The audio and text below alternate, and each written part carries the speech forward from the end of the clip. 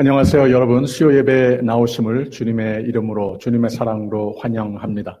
요사이 뉴스에는 사랑이 많이 문제가 되고 부족하고 또 이해가 많이 부족하고 서로를 잘 알지 못해서 생기는 사회적 문제들을 많이 접하게 되는 뉴스들을 보게 됩니다.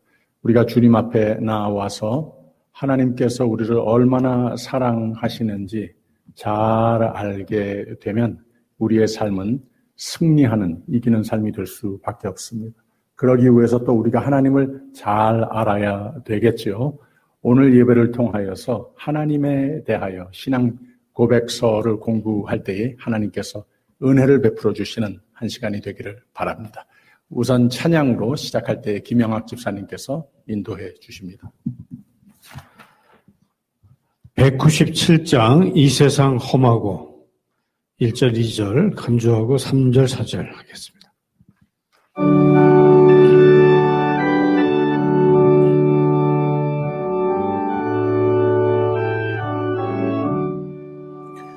이 세상 험하고 나 비록 약하나 늘 기도 힘쓰면 큰 권능 얻겠네.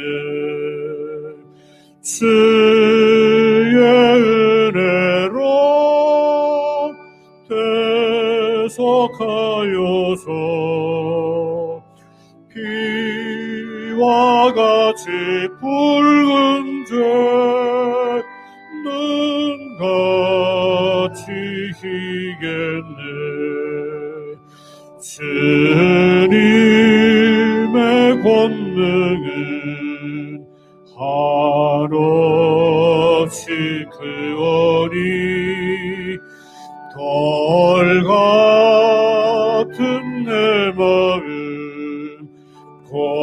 건너겨 주소서. 주의 은혜로 대속하여서 피와 같이 붉은 죄는 같이 희겠네.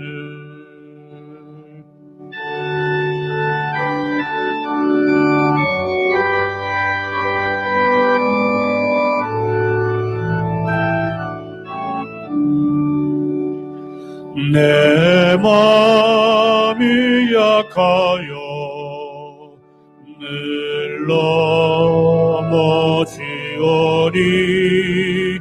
주 예수 힘주사 그 세게 하소서. 주의 은혜로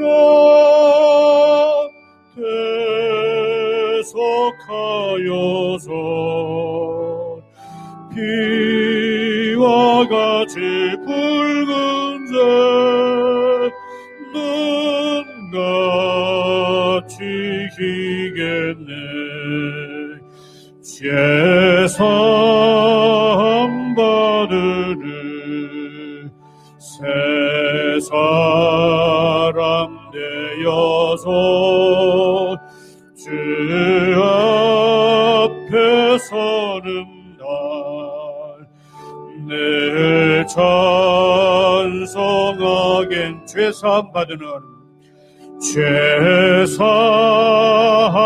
받으는 새 사람 되어서 주 앞에 서는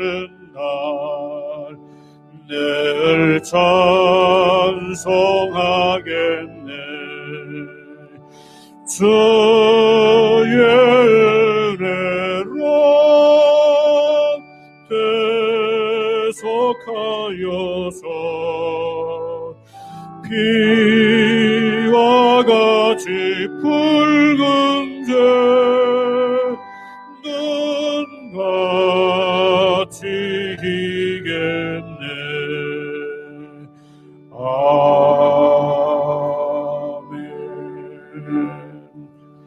주 앞에 서는 날 늘 찬송하겠네.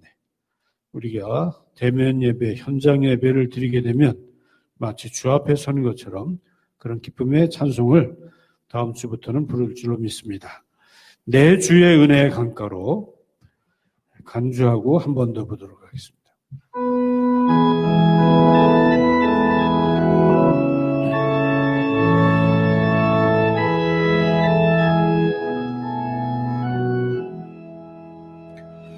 내 주의 은혜 강가로 저 십자가의 강가로 내 주의 사랑 있는 곳 내 주의 강가로 내 주의 은혜 강가로 저 십자가의 강가로 내 주의 사랑 있는 곳 내 주의 강가로 가란 나의 영혼을 생수로 가득 채우소서. 피곤한 내 영혼 위에 내 주의 은혜 강가로 저 십자가의 강가로 내 주의 사랑 있는 곳 내 주의 강가로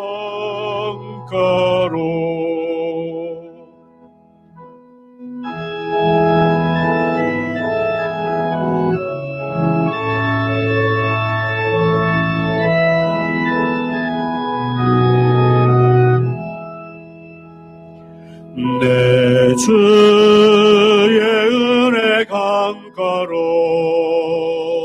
저 십자가의 강가로 내 주의 사랑 있는 곳 내 주의 강가로 가란 나의 영혼을 생수로 가득 채우소서. 피곤한 내 영혼 위에 내 주의 은혜 강가로 저 십자가의 강가로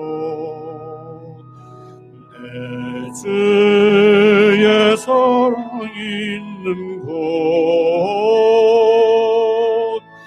내 주의 강가로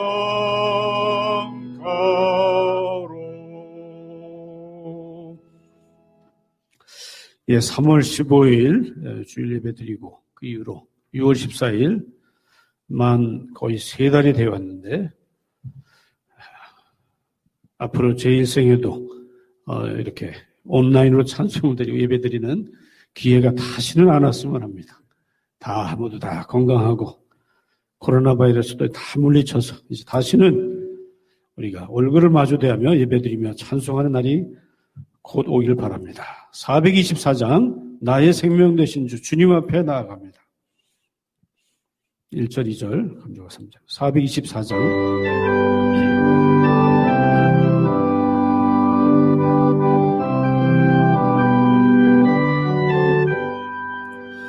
나의 생명 되신 주 주님 앞에 나아갑니다. 주의 흘린 보혈로 정케하사 받아주소서. 날마다 주를 찬송하겠네. 주의 사랑의 줄로 나를 굳게 잡아매소서. 괴로운 세상 지날 때 나를 인도하여 주소서. 주를 믿고 나가면 나의 길을 잃지 않겠네. 날마다 주를 찬송하겠네. 주의 사랑의 줄로 나를 굳게 잡아매소서.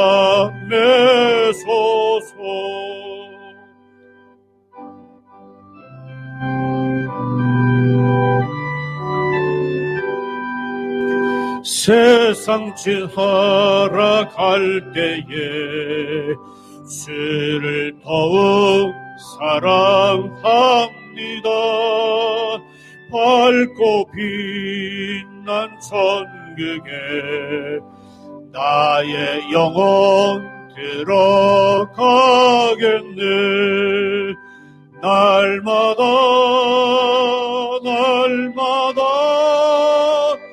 주를 찬송하겠네. 저의 사랑의 줄로 나를 굳게 잡아매소. 나의 생명 1절만 다시 한번. 나의 생명 되신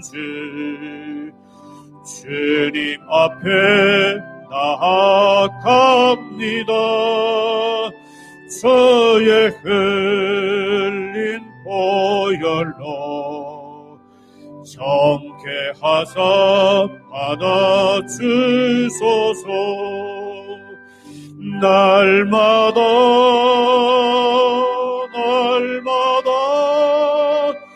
주를 찬송하겠네. 저의 사랑의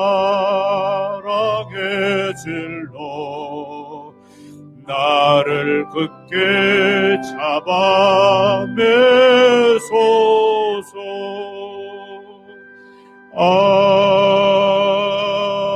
아멘.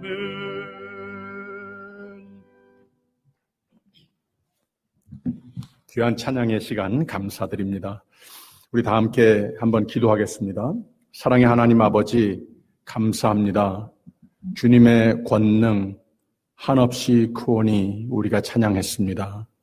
우리 모두 때때로 돌과 같은 내 마음이 될 때도 있는데 주님의 은혜로 곧 녹여주셔서 찬송도 했습니다.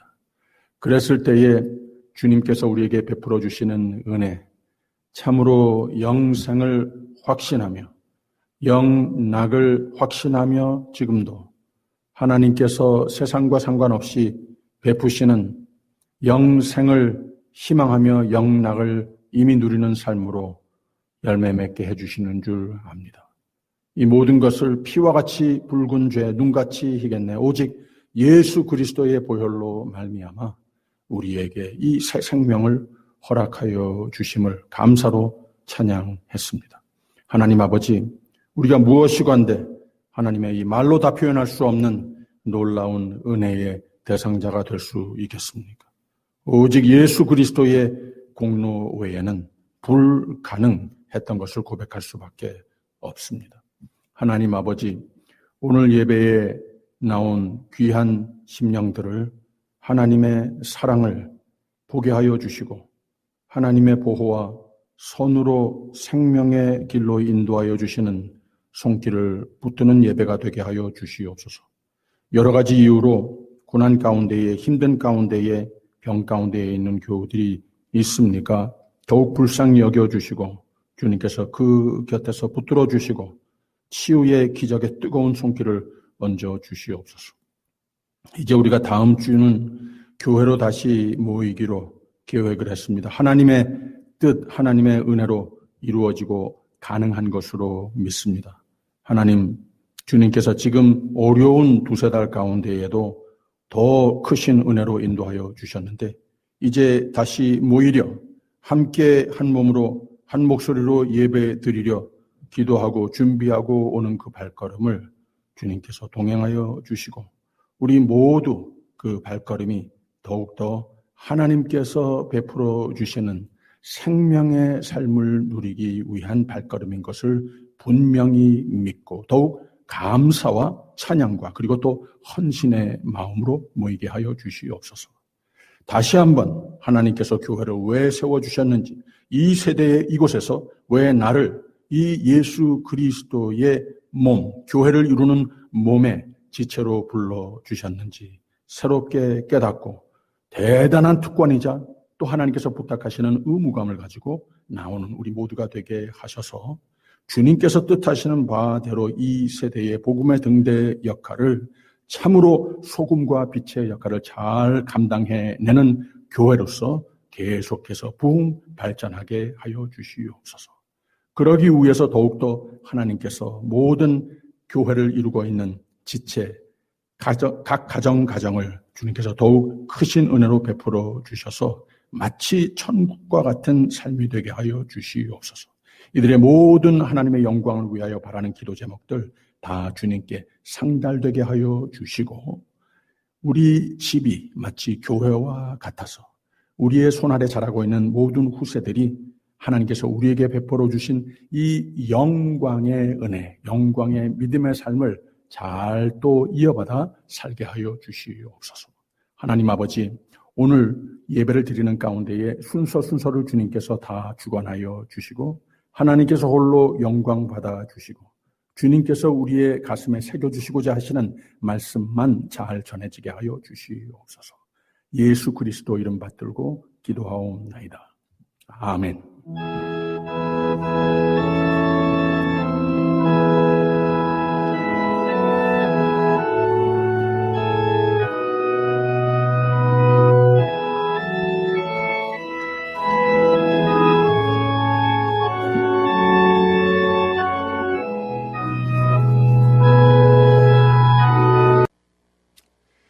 하나님 말씀 우리 같이 보겠습니다. 요한복음 3장 16절 17절 함께 보도록 하겠습니다. 시작. 하나님이 세상을 이처럼 사랑하사 독생자를 주셨으니 이는 저를 믿는 자마다 멸망치 않고 영생을 얻게 하려 하심이니라. 하나님이 그 아들을 세상에 보내신 것은 세상을 심판하려 하심이 아니요 저로 말미암아 세상이 구원을 받게 하려 하심이라. 아멘. 지난주부터 우리 웨스트민스터 신앙 고백서를 12주 동안 함께 보도록 했습니다. 첫 시간에는 웨스트민스터 신앙 고백서 문서에 차례대로 나와 있듯이 이 성경에 관하여라고 하는 제목으로 말씀을 나눴죠. 성경이 있기 전에 하나님께서 자연 계시를 통하여서 하나님이 누구이신가, 또 하나님과 관계 속에서 우리가 어떻게 살아야 되겠는가, 하나님의 입장으로서 자연에서 지혜가 충만한 사람이라면 충분한 하나님의 계시가 될 텐데 사람이 그렇지 못하다고 하는 거죠. 그래서 하나님께서는 성경, 정경을 이 특별 계시라고 하나님께서 제정하셔서 우리에게 마련해 주신 겁니다. 그리고 이 성경에 대한 교리, 가장 중요한 것은 무오정확한 하나님의 말씀이라고 그랬습니다. 그냥 정보를 담고 있는, 인포메이션을 담고 있는 또 하나의 책 한 권이 아니라 살아있는 하나님의 말씀이라. 그래서 성경 말씀은 우리에게 생명의 삶을 살으라고, 먹으라고, 생명의 양식이 되라고, 생명 그 자체라 말을 해도 과언이 아닙니다. 이렇게 되기 위해서 성령께서 또 우리의 마음 속에서 충만케 채우시고 움직여 주셔서 분별력을 허락하여 주셔서 바로 책인데 생명의 말씀으로 우리의 마음에 채우고 우리의 삶에 열매 맺도록 해 주신다고 하는 겁니다. 그리고 더 나아가서 성경책은 우리 개인 성도의 삶 그리고 교회, 더 나아가서 하나님께서 모든 것을 간섭하시는 온 우주 만물의 블루프린트라 이렇게 말을 할 수도 있습니다. 하나님의 뜻대로 이 온 세상이 창조 전에 아무것도 없었을 때 하나님의 손이 가지 않은 것이 우주 만물 중에 아무것도 없는데 이 모든 것이 하나님의 뜻 가운데에 잘 운영되기 위해서는 바로 하나님 말씀이 되시는 성경책이 블루프린트가 되어야 하는 것이다. 이런 말씀을 나눴습니다. 오늘은 두 번째 과로 하나님과 성삼위일체에 관하여라고 이 웨스트민스터 신학 고백서에서 차례를 이루고 있는데 간단히 말하자면 하나님은 누구이신가 그리고 또 하나님은 무슨 일을 하시는 하나님이신가 이것을 우리에게 잘 가르쳐주고 있습니다. 물론 모든 것이 가장 일과로서 성경을 주제 삼는 이유가 무엇인가 하면 이후로 하나님에 대해서 예수 그리스도에 대해서 성도의 삶에 대해서 교회에 대해서 의가 무엇이냐 구원이 무엇이냐 이 모든 것을 얘기했을 때에 다 성경에 근거해서 세워진 교리들이라고 하는 것을 우선 서론적으로 말씀을 드리고 싶습니다. 이 하나님은 누구이신가 이것을 다른 데서 누가 철학적인 이야기를 해서 거기에서 가져온 것이 아니라 성경에 근거해서 우리에게 가르쳐 주시는 바이라고 하는 거죠. 다시 하나님은 누구이신가 하나님은 무엇을 하시는 분이신가 이렇게 두 가지 주제로 오늘 말씀을 나누려고 합니다. 우선 하나님이 누구이신가에 대해서 세 가지의 부분으로 이 신앙고백서는 나누고 있습니다. 첫째가 오직 한 분이신 하나님이시라고 말을 했고 두 번째는 완전성에 있어서 무한하신 하나님이시다. 하나님께서는 무소부재하시고 전지전능하신 하나님이시다. 인간의 말로 다 표현할 수 없을 만큼 하나님께서는 그렇게 완전하신 완벽하신 하나님이시다. 이렇게 고백을 했고 세 번째는 순결한 영이시다. 이런 표현을 썼습니다. 한 가지씩 볼까요? 오직 한 분이신 하나님이시라. 성경의 여러 군데에서 이것을 증거하고 있습니다마는 신명기 6장 4절에 이런 말씀이 있어요. 이스라엘아 들으라. 우리 하나님 여호와는 오직 하나인 여호와시니 라고 그랬습니다.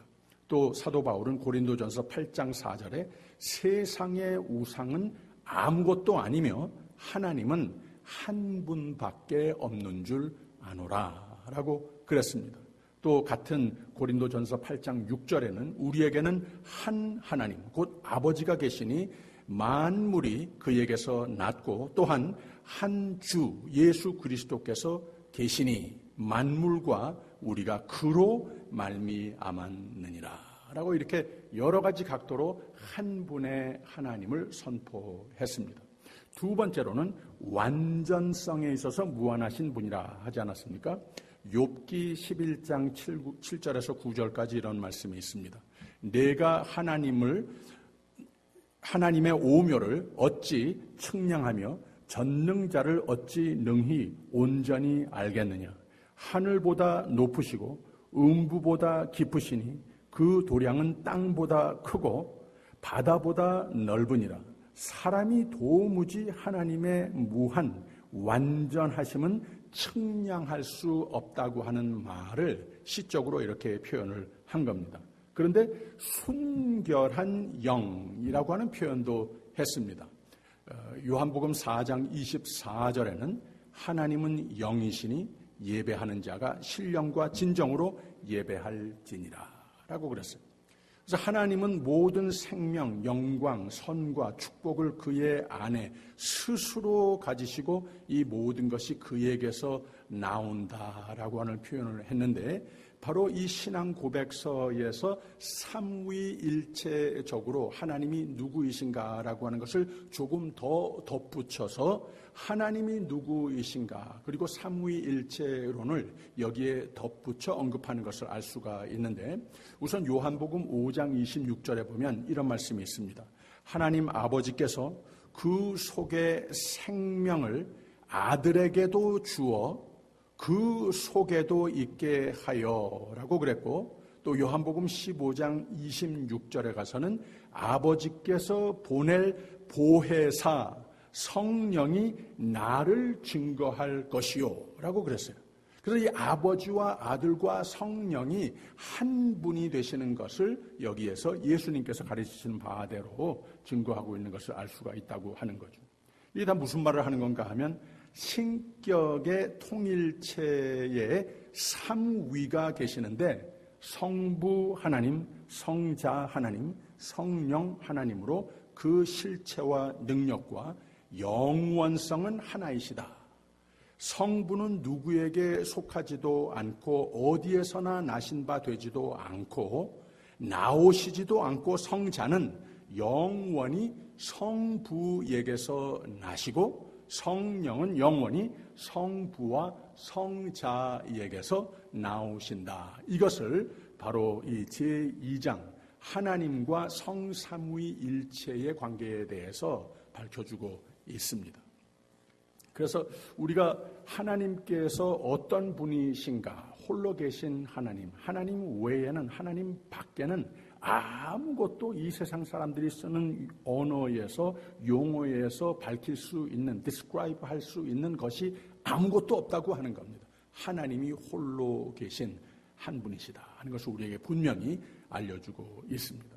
이게 바로 우리가 믿는 하나님이십니다. 그런데 하나님께서 성경은 무엇을 하시는 분으로 우리에게 밝혀주고 있는가?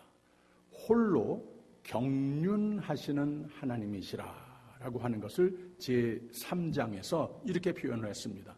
하나님의 영원하신 작정에 관하여 라고 그랬습니다.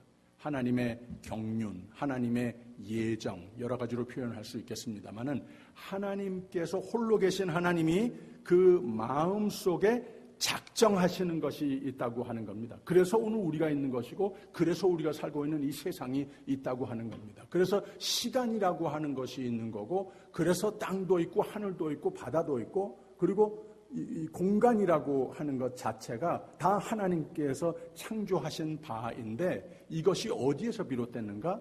한 분이신 하나님의 마음에서 하나님의 작정에서 시작이 된 것이다 하는 것을 성경은 우리에게 분명히 가르쳐주고 있다고 하는 거죠.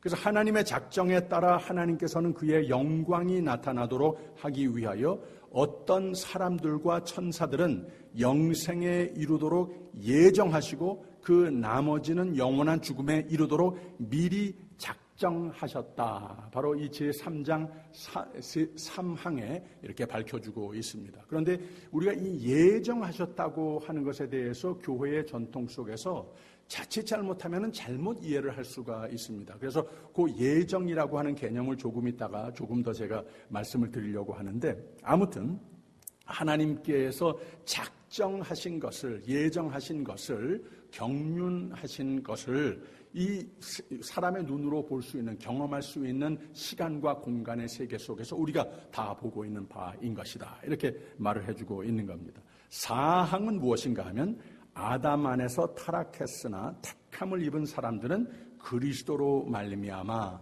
구속을 받으며 때가 되어 역사하시는 그의 성령으로 말미암아 그리스도 안에서 신앙에 이르도록 효과 있게 부르심을 받으며 의롭게 되고 양자가 되며 성화되고 신앙을 통하여 구원에 이르도록 그의 능력으로 보호를 받는다.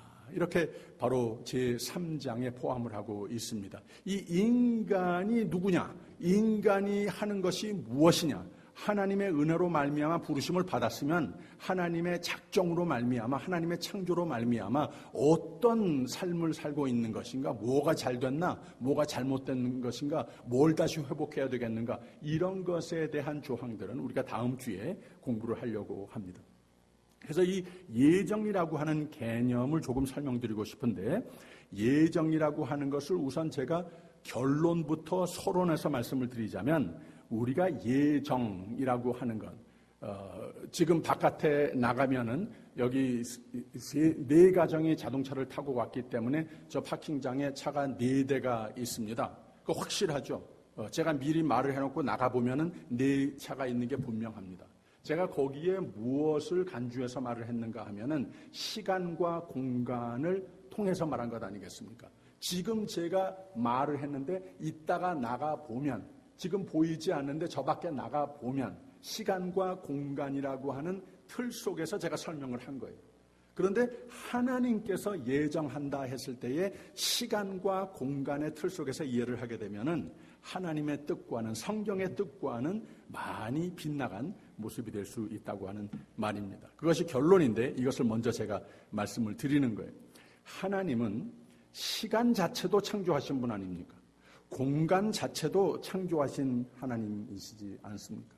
그 전에 시간과 공간의 리미테이션이 있으시지 않으시는 완전하신 한 분의 하나님이시라고 하는 거예요. 그래서 이 궁극적인 구원이라고 하는 건 하나님께서 하시는 일인데, 하나님께서 예정하셨다 하는 말이, 그러면 오늘 2020년에 와서 구원을 받은 사람들이 있고 구원을 받지 않은 사람들이 있는데, 하나님께서 이건 미리 아셨는가? 그거 맞는 말이에요. 미리 아셨는데, 그러면 하나님께서 오늘 구원 받을 사람 그때 정하셨는가? 창조 때부터 아예 이미 정하셨는가? 아무개는 구원 받은 사람으로, 이 교회의 모든 교인들은 그렇게 그때 정하시고, 아직까지 예수 그리스도를 구세주로 영접하지 못해서 구원을 받지 못한 사람들, 이 사람들은 그럼 하나님께서 구원 못 받도록 아예 그 옛날에 벌써 정하신 건가? 이렇게 생각을 하면 안 된다고 하는 거죠. 하나님이 시간과 공간을 초월하시는 하나님이시라고 하지 않았습니까? 그래서 하나님께서 오늘 생겨 있는 이 현황, 이 온 지구의 인구 중에 더러는 구원을 받은 사람들이 있고 그렇지 않은 사람들이 있는데, 이걸 미리 아신다 하는 의미로서 예정이라고 하는 말이죠. 그래서 하나님께서, 우리가 모두 전도 생활을 하지 않습니까? 선교의 삶을 살지 않습니까? 교회에서 예산을 세우고 계획을 세워서 선교사님들을 선교지에서 서포트도 하고 그렇습니다. 그런데 만약에 하나님께서 어느 한 지역의 인구 중에 반은 구원을 이미 다 예정을 하셨고 반은 그렇게 안 하시려고 이미 다 정하셨다고 한다면, 우리가 어떻게 불안해서 전도의 삶, 선교의 삶을 살 수 있겠습니까? 그래서 우리가 잘 올바로 이해해야 되는 것이 무슨 말인가 하면은, 로마서 9장 20절에 이런 말씀이 있어요. 이 사람아, 내가 뉘기에 감히 하나님을 힐문하느뇨. 지음을 받은 물건이 지은 자에게 어찌 나를 이같이 만들었느냐 말하겠느뇨 라고 그랬어요. 또 로마서 11장에 가서는 하나님은 은혜로 택하신다 이런 말이 있고, 그런데 그 전에 예를 하나 드는데 사도 바울이 무슨 예를 들었는가 하면은 엘리사에게 바알에게 무릎 꿇지 않은 7천이 있다고, 즉 인간의 선택을 여기서 언급을 한다고 하는 겁니다. 그렇게 하면서 하나님께서 은혜로 택하신다 하는 이 말을 썼어요. 이게 무슨 말인가 하면, 베드로 후서의 1장 10절에 베드로가 이렇게 가르쳤습니다. 그러므로 형제들아 더욱 힘써 너희 부르심과 택하심을 굳게 하라. 너희가 이것을 행한즉 언제든지 실족지 아니하리라. 이게 다 무슨 말인가 하면, 하나님께서 온 세상을 향하여서, 그래서 우리가 요한복음 3장 16절과 17절을 겸해서 읽은 겁니다. 하나님이 세상을 이처럼 사랑하사 독생자를 주셨으니 라고 분명히 말씀을 하셨다는 거예요. 그러면 돌멩이, 강, 나무들을 두고 세상이라고 그랬겠습니까? 하나님의 형상으로 지은 모든 인류를 향하여서 하나님이 세상을 이처럼 사랑하사 독생자를 주셨으니 라고 그랬어요. 두 가지 말하는 것 아니겠습니까? 하나님의 속성, 하나님이 어떤 분이신가 말을 해주었고, 하나님이 무슨 일을 하시는 분이신가, 무슨 창조를 하시는 것인가, 독생자를 주셨으니 이는 저를 믿는 자마다 멸망치 않고 영생을 얻게 하려 하심이니라. 하나님의 마음과 하나님께서 하시는 일은 온 인류를, 이 세상을 구원하게 하심이라고 하는 거예요. 그걸 어떻게 더욱더 확실하게 말씀하셨는가 하면 그 다음 문장이 하나님이 그 아들을 세상에 보내신 것은 세상을 심판하려 하심이 아니요 저로 말미암아 세상이 구원을 받게 하려 하심이라 그랬습니다. 자꾸 세상이라고 그랬다는 거예요. 세상의 반은 구원하려 하심이라 이렇게 말하지 않고 세상을 구원하려 하심이라. 세상 반은 심판하려 하시며 이렇게 말하지 않고 세상을 전부 다 심판하려 하심이 아니라고 이렇게 분명히 말을 했다고 하는 거예요. 이건 칼비니즘이냐 아르미니아니즘이냐 이런 쟁론이 아니라 성경이 우리에게 분명히 가르쳐주는 구원의 역사관은 오직 하나님의 은혜인데 사람의 믿음도 사람의 선택권도 포함이 된 하나님의 경륜이시라고 하는 말입니다. 이걸 하나님께서 미리 알 뿐이라는 거예요. 2020년의 전도의 역사가, 선교 역사가 계속 펼쳐가고 있습니다. 그런데 많은 사람들이 예수 그리스도를 영접하기도 하고 모든 온 세상을 하나님께서 구원하고 싶어 하시는 것을 우리가 가정해서 이게 하나님의 뜻으로 믿고 열심히 전도를 했어요. 그런데 반은 구원을 받고 반은 구원을 받지 못했어요. 근데 우리는 시간과 공간 속의 세계에 살고 있지 않습니까? 그래서 모르는 거예요. 그런데 하나님께서는 예정하셨다 하는 것이 이미 구원을 받을 자, 구원받지 못할 자, 자기의 의주로서 예수 그리스도를 구세주로 받을 자, 받지 않을 자, 하나님께서는 시간과 공간을 초월하시는 하나님이 이미 아신다. 그 말입니다. 그래서 이미 알고 그런 의미에서 누가 구원을 받았고 누가 구원을 받지 않을 것이다 하는 것을 미리 아신다고 하는 의미로서 하나님의 작정, 하나님의 예정이라고 하는 표현을 썼다고 하는 말이죠. 그래서 이렇게 성경의 예화적인 하나님의 경륜의 예들을 보게 되면은 하나님은 불변으로 작정하시는 바가 있는데 우리가 외우는 하나님이 세상을 이처럼 사랑하사 하나님의 작정을 말하는 거죠. 독생자를 주셨으니 하나님의 작정을 말하는 거죠. 근데 이는 저를 믿는 자마다 사람의 의지를 말하는 것 아니겠습니까? 그 사람들이 멸망치 않고 영생을 얻게 하려 하심이라. 다시 하나님의 경륜을 말하고 있는 겁니다. 그리고 덧붙여 하나님의 작정을 다시 말하는데 17절에 하나님이 그 아들을 세상에 보내신 것은 하나님의 작정은 세상을 심판하려 하심이 아니요 저로 말미암아 세상이 구원을 받게 하려 하심이라. 하나님의 작정은 세상을, 온 인류를 구원하실 마음이 있으신 분이시라 하는 것을 성경은 우리에게 분명히 가르쳐주고 있다고 하는 거죠. 마태복음 28장 19절 20절 보게 되면 그러므로 너희는 가서 모든 족속으로 제자를 삼아 아버지와 아들과 성령의 이름으로 세례를 주고 내가 너희에게 분부한 모든 것을 가르쳐 지키게 하라 라고 그랬어요. 하나님이 더러는 구원하고 더러는 구원 안 할 작정을 이미 하셨다면 왜 모든 족속으로 가서 이렇게 성령의 이름으로 세례를 주고 내가 너희에게 분부한 모든 것을 가르쳐 지키게 하라. 왜 그렇게 하라고 하시겠습니까? 이미 하나님이 다 정하셨는데. 그리고 또 이 사도행전을 보게 되면 예루살렘과 온 유대와 사마리아와 땅끝까지 가서 전도하라고 왜 그러시겠습니까? 하나님께서는 그 결과를 이미 다 아신다고 하는 의미로서 예정하신 하나님이라고 우리가 신앙 고백하지만 동시에 하나님께서는 우리에게 부탁을 하시는 거라는 거죠. 오늘 세대에 열심으로 전도해서 하나님께서는 이미 그 결과를 다 알고 계시지만 우리가 최선을 다해서 교회가 성도가 할 바는 이 전도의 열매를 맺는 삶이라고 하는 거죠. 그걸 포함해서 하나님께서는 구원의 역사를 펼쳐 가신다고 하는 거죠. 하나님이 이걸 미리 아신다고 하는 거죠. 그래서 세례를 주라고 하시지 않았습니까?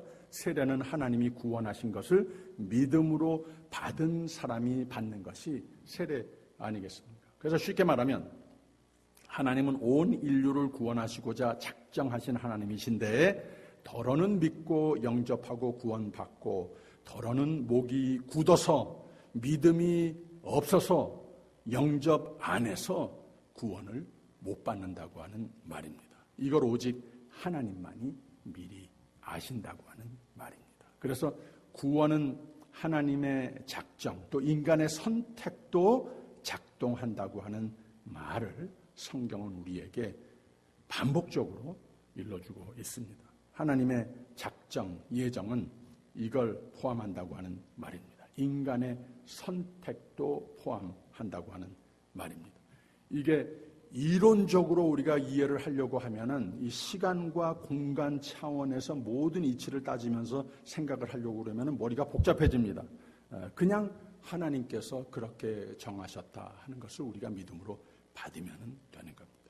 바로 이것이 하나님이 하시는 일입니다. 그 속성이시라고 하는 말입니다. 그래서 그 속성대로 다시 온 인류를 창조하시고 다시 온 인류가 하나님과 구원, 영생, 영락을 누리기를 기뻐하셨는데 그래서 창조에 관하여서 이런 대목이 4장의 첫 부분에 창조에 관하여 하면서 나와 있습니다. 하나님께서 창조하신 퍼펙트한 세계를 설명을 하고 있는 거예요. 성부, 성자, 성령이신 하나님은 그의 영원하신 능력과 지혜와 선하심의 영광을 나타내기 위하여 태초에 세계와 그 안에 있는 만물, 곧 보이는 것이나 보이지 않는 것을 엿새 동안 모두 매우 선하게 창조하되 아무것도 없는 데서 만드시기를 기뻐하셨다. 이것이 제1조항입니다. 두 번째는 하나님은 모든 다른 피조물을 지으신 후에 이성적인 불멸의 영혼과 함께 하나님 자신의 형상을 따라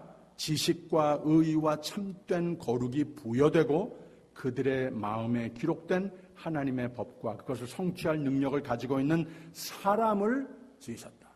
남자와 여자로 창조하셨다. 이것이 제2항입니다. 하나님께서 영생을 같이 누리자고 영락을 영원한 교제를 나와 함께 누리자고 이렇게 창조를 하셨다고 하는 거예요. 그런데 여기에 하나님께서 창조를 하시며 동시에 영원한 영락의 세계를 창조해 놓으셨는데 창조의 질서가 분명히 있었다고 하는 거죠. 성경 처음부터 나오지 않습니까? 하나님께서 너희들은 잘 모르니까 나 하라는 대로 하라고 부탁을 한 바가 있는데 하나님의 은혜가 그래야 지속되는 것인데 이걸 깨트린 겁니다. 사람의 믿음과 순종이 있어야 하는데 이게 깨진 거라고 하는 거예요. 그래서 하나님께서 애당초 영원토록 존속하기를 바랬던 그 창조가 하나님께서 보고 매우 좋더라, 보기 좋더라, 기뻐하셨던 그 모습이 다 깨지고 말았다고 하는 거예요. 그래서 그 후로 하나님은 섭리하시는 하나님이라 하는 것이 그냥 크게 두 부분으로 성경을 나누고자 한다면 하나님께서 창조하시고 다시 한번 흩어지고 죄로 말미암아 죽게 된 하나님의 사랑하는 인류를 다시 하나님의 품으로 화목하여 부르기 위해서 하나님이 하시는 일들이 역사 속에서 하시는 일들을 두고 하나님 섭리하신다 이렇게 표현을 하는 겁니다. 물론 그 중에 가장 대표적인 사건이 예수 그리스도의 사건 아니겠습니까? 그래서 이 인간을 하나님께서 창조하셨는데 그게 망가졌으니까 하나님께서 재창조하신 방법이 도무지 악과 동전할 수 있는 하나님이 아니시기 때문에 화목을 할 수 없는 죄가 들어섰기 때문에 이것을 하기 위해서 영생, 영락, 하나님의 본뜻이 다시 회복되기 위해 이루신 역사 속의 사건이 예수 그리스도의 사건이라고 하는 말입니다. 예수님이 누구십니까? 하나님의 본체이심으로 인간의 원형으로 이 세상에 오셨다고 했습니다. 그래서 이 지상에 계셨던 예수님의 모습, 사복음서에서 우리에게 밝혀주는 모습이 한마디로 무슨 말인가 하면 오직 믿음으로 죄 없는 지상에 사시는 동안 완벽한 믿음과 순종으로 사신, 제일 애당초 창조 때 하나님께서 아담과 하와에게 부탁했던 그것을 예수님께서 완벽하게 사셨다고 하는 말입니다. 하나님과 영원한 교제를, 부활을 이루셨고, 아울러 인간이 원죄로 말미암아 이룰 수 없는 하나님과의 화목을 회복할 수 없는 중에 하나님 아들이, 하나님 자신이 죄와 죄의 대가, 죽음을 대신 지심으로 화목제가 되셔서 우리가 그의 부활, 영생, 하나님과의 영원한 교제가 회복되도록 둘째 아담이라고 사도 바울은 로마서 5장에서 이렇게 예수 그리스도의 사건을 소개하고 있는 겁니다. 거기에 부분적으로 제가 읽어드릴게요. 로마서 5장 12절에 이렇게 말을 했습니다. 이러므로 한 사람으로 말미암아 죄가 세상에 들어오고 죄로 말미암아 사망이 왔나니, 다 깨졌죠? 이와 같이 모든 사람이 죄를 지었으므로 사망이 모든 사람에게 이르렀느니라. 세세대대로 이것을 도무지 인간의 힘으로 회복할 수 없더라고 하는 겁니다. 그 다음에 5장 17절로 넘어가서 한 사람이 범죄를 인하여 사망이 그 한 사람으로 말미암아 왕노릇하였은즉 더욱 은혜와 의의 선물을 넘치게 받는 자들이 한 분 예수 그리스도로 말미암아 생명 안에서 왕노릇하리로다 그랬고, 19절에 가서는 한 사람의 순종치 아니함으로 많은 사람이 죄인된 것 같이 한 사람의 순종하심으로 많은 사람이 의인이 됐다라고 표현을 했고, 마지막에 21절에 가서는 이는 죄가 사망 안에서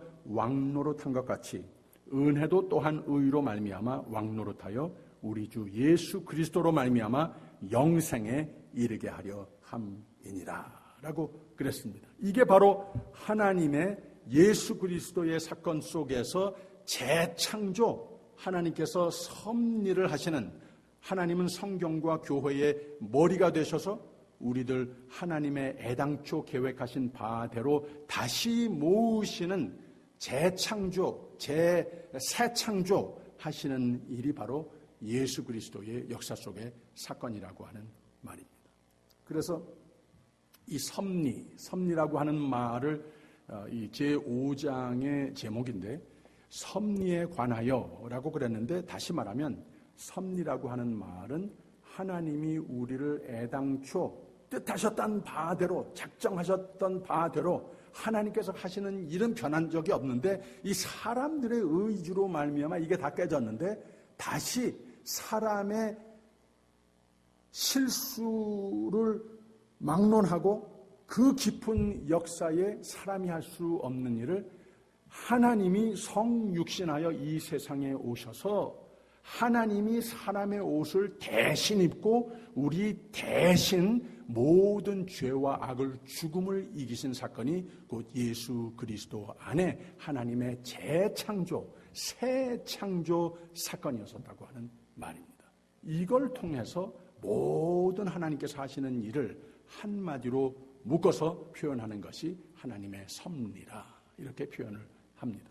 그래서 하나님의 섭리가 일반적으로 모든 피조물에게 미치는 것과 같이 가장 특별한 방법으로 그의 교회를 돌보시며 모든 일들을 교회에 유익이 되도록 처리하신다라고 5장 섭리에 관하여의 제7항에 그렇게 교리적인 용어로 표현을 했습니다. 그래서 하나님이 누구신가 말씀을 나눴죠. 오직 한 분이시고 그 작정하심이 변함없으신 하나님이시다. 하나님이 무엇을 하시는 분이신가? 우리가 교리 속에서 신앙 고백을 하는데 창조를 하시는 하나님이시다. 인간을 하나님의 형상으로 지으시고 보기가 좋더라 하셨듯이 그 작정대로 인간과 만물을 창조하신 하나님이시다. 근데 죄가 들어왔으니, 생명을 잃었으니 하나님과의 그 교제가 영원으로 이어지라고 만드신 교제가 깨져버렸으니 무엇을 또 하시는가? 둘째 아담인 예수 그리스도를 통하여 새 창조를 하신다는 말이죠. 재창조를 하시는 하나님이시라 하는 것을 우리에게 가르쳐주고 있습니다. 이게 바로 하나님의 재창조 섭리를 하나님은 성경과 교회의 머리가 되셔서 우리들 하나님의 애당초 계획하신 바대로 모으시는 하시는 일, 그것이 곧 교회라고 하는 곳에서 이 믿음의 공동체 속에서 이루어지는 것이고, 또 교회를 통하여서 하나님의 애당초 뜻을 품으신 대로 다시 한 부류만이 아니라 한 부분만이 아니라 온 세계를 하나님이 세상을 이처럼 사랑하사 바로 온 교회가 우리로 하여금 하나님께서 부여하신 그 뜻이 바로 궁극적으로는 거기에 있다고 하는 거예요. 온 인류의 구원을 꿈을 꾸시는 하나님이시고 바로 머리가 되시는 하나님께서 교회에 부탁하시는 바는, 모든 성도의 삶에 부탁하시는 바는 이 전도와 선교의 열매를 맺으라 부탁을 한다는 거죠. 이게 바로 하나님이 교회를 세우시고 말씀, 하나님의 작정과 섭리로 성도들을 다시 불러 모으시고 구원의 뜻과 성화의 의지를 통해 하나님의 나라, 하나님의 의, 하나님의 뜻을 다시 펼쳐가시는 일을 하시고 그 뜻에 동참하라고 우리 모두를 불러 모으시는 거라고 하는 말입니다. 성경이 이 복음을 우리에게 선물하시는 겁니다. 이게 얼마나 값진 복음입니까? 얼마나 감사할 일입니까? 우리에게 하나님, 사랑의 하나님의 작정하시는 하나님의 마음을 헤아리고 감사하는 교회가 되어야 하겠습니다. 예수 그리스도 안에서 생명을 찾았으니 우리의 죽을 수밖에 없는 모든 죄를 다 회개하고 예수를 나의 구세주 하나님께 다시 회복하여 이 믿음을 회복하여 생명의 삶으로 나아올 수 있도록 은혜 베푸신 것 감사하고 찬양하는 삶이 되어야 하는 겁니다. 길이요 진리요 생명이신 예수 그리스도로 말미암아 믿음과 생명 안에서 굳게 서며 이곳 이 교회 안에서 마치 시냇물가에 심겨진 나무와 같이 더욱 교회 중심, 말씀 중심, 놀라운 은혜로 말미암아 우리의 믿음과 의지로 말미암아 세상은 늘 변해도 우리 모두는 신실한 교회가 성도가 되어서 모든 것을 이기며 날로 승리하는 교회가 되시기를 주님의 이름으로 축원합니다. 기도하겠습니다. 교회를 세우시고 교회의 머리가 되시며 성도를 구원하실 뜻을 작정하신 하나님을 잘 아는 우리가 되게 하여 주시옵소서.